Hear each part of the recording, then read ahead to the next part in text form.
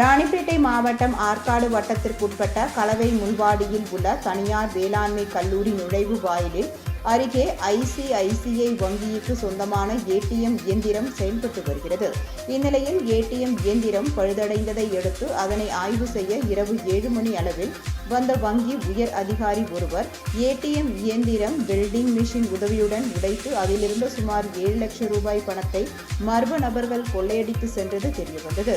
நேற்று வேலூர் காகிதப்பட்டறை பகுதியில் செயல்பட்டு வரும் இந்தியன் வங்கிக்கு சொந்தமான ஏடிஎம் இயந்திரத்தை கற்களால் உடைத்து சேதப்படுத்தப்பட்ட நிலையில் தற்பொழுது கல்லூரி அருகே பாதுகாப்பு காவலர்கள் இருக்கும் இடத்திற்கு அருகே தனியார் வங்கி ஏடிஎம்மை உடைத்து கொள்ளையடிக்கப்பட்ட சம்பவம் அப்பகுதியில் பரபரப்பை ஏற்படுத்தியுள்ளது. இதுகுறித்து கலவை காவல்துறையினர் வழக்கு பதிவு செய்து விசாரணை மேற்கொண்டு வருகின்றனர்.